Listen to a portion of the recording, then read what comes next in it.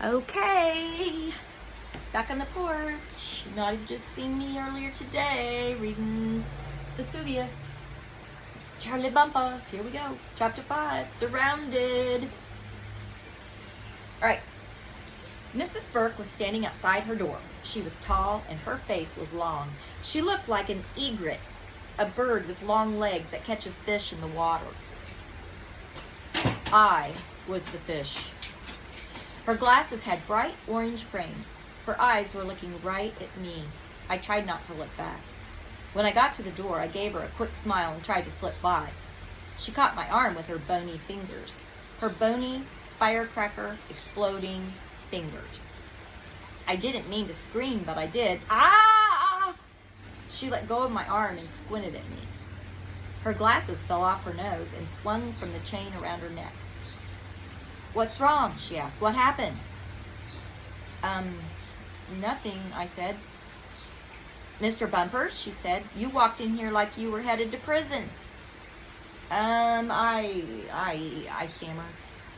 "Welcome to Mrs. Burke's Top Security Penitentiary," she said with an evil smile. I looked at her. I'd never heard that word. "Penitentiary means prison," she said. "I knew it, and I was going to be locked up here for a whole year." She looked down at the paper she was holding. I could see that the one on top was a seating chart. I hate seating charts. "Let's see where your cell is going to be," she said, squeezing my shoulder with her exploding fingers so I couldn't escape. "Ah, yes, I know all about you, Charlie Bumpers. I have a special place for you. You're in the third seat, in the second row." I nodded and started to walk toward my desk. "Charlie," she said to me. I turned back. She was looking at my feet. "I'm glad to see you're wearing both of your shoes." I like this teacher. She's kind of funny. Alex McLeod was sitting in the front of the class. He was already having trouble staying in his seat. Mr. Romano used to say that Alex had crazy legs and that they had to move constantly or they would fall off. One of his crazy legs stuck out and nearly tripped me. "Charlie," Alex said, "where are you sitting, by me?" "No," I said, "back there." I walked down the aisle and sat in my seat. I put my new stuff in my desk very carefully. Last year I got good grades on my final report card, but at the bottom Mr. Romano wrote that I had a hard time being organized. I remember his exact words. "Next year, Charlie should work harder on keeping things neat and orderly. This will make life easier for him and everyone else around him. I know he can do it." My parents had read that to me 3 times. I put the plastic pen and pencil holder in one corner of my desk and the big binder in the other. I put the scissors and notepads down near the bottom, right in the exact center. Everything was perfect. "Hi, Charlie," Ellen Holmes said, sliding into the desk just in front of mine. "Hi, Ellen," I said. I was glad she was in front of me. Ellen is funny and kind of smart. And she spends most of her time drawing horses. She collects little plastic horse models and has a million books about horses. Last year, she kept one of her horse books on her lap and read it while everyone else was doing math. Josh Little sat at the desk on my right. One day in 2nd grade, in front of the whole school, Mrs. Rotelli used him as an example of someone who was polite. I felt sorry for him. No one wants a principal to point out how polite you are in front of everybody. Then a kid I'd never seen before sat on my left. "Hi," I said. "My name's Charlie. Are you new?" He just nodded. He was wearing glasses with black frames and his clothes were all new.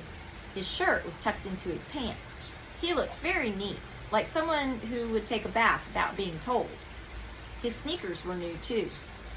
They were exactly like mine, except he hadn't colored them with a marker and they were still white. "What's your name?" I asked. He said something that sounded like Akator. He held up his notebook and pointed to his name printed in big letters on the front. "Oh," I said. "Hi, Hector." He gave me a little wave and looked back down. He seemed kind of shy. "I just moved here," he said, without exactly looking at me. He just kept staring down at the stuff in his desk. I decided not to tell him he would have been better off staying wherever he was before, far from Mrs. Burke. "Good luck," I said, nodding toward her desk. "We're all going to need it." His face broke out into a big smile, and then he covered his mouth with his hand, like he was smiling too much and his face might fall off. I leaned over and whispered to him, "Watch out for Mrs. Burke." This sounds like your first day of school when you thought you were going to be in class with me, right? You're all scared? He shrugged. "It's okay." "That's what he thinks," I said to myself. But then he did look like the kind of kid who always did what he was supposed to do. He probably never had to stay in from recess. When Hector finished organizing the things in his desk, he just sat there, not saying anything. He's not messy, I thought. I bet he's smart, too. Now all the desks in my corner were taken, except the one right behind me. I wish Tommy was in my class and that was his seat. I heard a loud voice at the front of the room. Samantha Grunsky. Boogers. Samantha Grunsky has been in my class every year. She's the kind of kid who always reminds you how smart she is. She drives me crazy. Last year in social studies, I did my report on the rainforest. I spent a lot of time making a rainforest in a terrarium. I worked on it for a whole month. Samantha Grunsky did the rainforest too, but her parents actually ordered rainforest plants for her, and she typed out this really long report herself. When we brought our reports in, she pointed out to Mr. Romano that I had spelled arboreal and nocturnal wrong on my poster. Samantha Grunsky is a bozo, even if she is smart. She turned down my aisle and walked towards me. "Oh no," she said. "Look who I'm sitting behind." "Oh no," I said. "Look who I'm sitting in front of." She crossed her eyes at me. "I'm sure Mrs. Burke made a mistake giving me this seat. Once she gets to know me, she'll see that I should be in a seat near the front so she can call on me easy." I looked at everyone around me, and then I looked at Mrs. Burke. I remember what she'd said to me when I came in.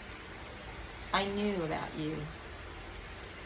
Right, then I realized what Mrs. Burke was doing. She had surrounded me with kids who were really neat and behaved all the time, and always did what they were supposed to do.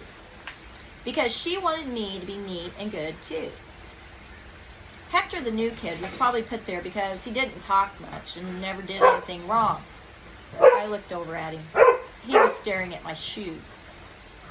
I wondered if I was going to have to throw one at him to make him stop gawking at him. This was going to be a very long, long year. Sorry, the dogs had been playing and chasing and barking at each other. They kind of playing here. Chapter 6. Does anyone know where Chile is? Alex McLeod was almost destroyed by Mrs. Burke's exploding fingers that morning. We were doing math problems at our desks, and he got up and started talking to Deshawn Tremont. "Alex," Mrs. Burke called out. Her fingers snapped echoes across the room. Everyone looked up. I don't have firecracker snaps. The snaps worked like magic. Alex ran back over to his seat and started writing like a maniac. "Listen, class," our teacher said. "Rule number 1 is, in Mrs. Burke's empire, stay at your desk unless you have permission to get up." Sound familiar? Empire? She called it her empire. I knew it. She was a dictator and we were her slaves. Right before lunch, Mrs. Burke had the new kids in class introduce themselves. There were 3 in all. Hector, a girl named Candy Karlofsky, and a boy named Trevor David. First, Mrs. Burke asked Candy to stand up and tell the class where she'd moved from and if she had any brothers or sisters or pets. Then she did the same for Trevor. It was Hector's turn to talk next. He was looking down at his desk. His right knee was jiggling, like mine does sometimes when I'm in the doctor's office waiting for a shot. "Class," said Mrs. Burke, "I have a question for you. Anyone but Hector may answer it." Everyone looked at Hector. His ears were turning red around the edges. He took off his glasses and wiped them off with a little cloth. "Does anyone know where Chile is?" Mrs. Burke asked. I thought of something hilarious and raised my hand before Samantha could get hers in the air. "Yes, Charlie," Mrs. Burke said. "It's where it's cold, where it's chilly all the time." Alex and some of the other kids laughed. Mrs. Burke didn't even crack a smile. She gave me a big frown and shook her head. Samantha Grunsky was waving her hand like a big smelly flag or something. "Yes, Samantha," Mrs. Burke said. "It's in South America," said Samantha. "It's a long, skinny country, and it has mountains called the Andes." Mrs. Burke smiled. "Very good, Samantha." I turned and I looked at her. "Very good, genius," I muttered, wagging my head and screwing up my face. "What you said was dumb," she whispered. "Not as dumb as you," I hissed back. Pow, pow! Mrs. Burke's fingers exploded again, and everybody got quiet. "Rule number 2 in my empire. We will all show respect to our neighbors." She looked down at the notebook on her desk. "It just so happens that Hector and his family are from Chile. Isn't that right, Hector?" Hector, the new kid, barely looked up. I guess what I said had been done, but I'd made fun of his country by mistake. Now I was the bozo. "Hector, can you tell us why you moved here to the United States?" Mrs. Burke asked. Then Hector, the new kid, did a weird thing. He stood up by his desk to give his answer. Maybe that's how they do it in Chile. He spoke in a voice so soft, some kids on the other side of the room probably couldn't hear him. He was looking down at the floor while he spoke. "My father is a businessman. His company asked him to work here in the United States," he said with his Chile accent. "We are living here for 3 years. Arnav, do you know how to do a Chile accent? You'll have to work on that." A couple of kids giggled. I was starting to feel sorry for Hector, the new kid. All he did was answer the question, and kids were laughing at him. "Thank you, Hector," Mrs. Burke said. "You may sit down now." Hector sat, but Mrs. Burke wasn't done with him. "Maybe you can help us this year," she went on. "We're going to be studying Spanish. A language teacher will be coming to our class twice a week." I wonder if it's Senora still. She smiled at him, and then she glared at me like she was warning me not to be a bozo again. She told Hector that there were some other kids in our class who could speak Spanish already, like Joey Alvarez and Carmen Torres. Their families had moved here from Mexico and the Dominican Republic a long time ago. I think Mrs. Burke was trying to make him feel comfortable. "I already know some Spanish," said Samantha Grunsky. "That figures," I thought. She always has to already know everything. "Buenos dias," Samantha said in a loud voice so everyone could hear how smart she was. Hector looked like he was going to throw up. I couldn't blame him. I figured kids threw up in Chile too. "Buenos dias," he said back to Samantha. "Very good," said Mrs. Burke. She was beaming. She was probably congratulating herself on doing such a good job keeping Charlie Bumpers in line, surrounding him with kids who were always good and could speak other languages. And I was supposed to learn from them. I would never learn from Samantha Grunsky. I would rather be a bozo. When we lined up to go to lunch, Hector, the new kid, was behind me. Right before we walked down the hall, he asked, "Did you color those shoes yourself?" I nodded. "With a marker?" "It took 2, I said. "It was a dumb idea." He just shrugged. He was too polite to say how dumb it was. I looked at his clean white shoes. They didn't look that bad.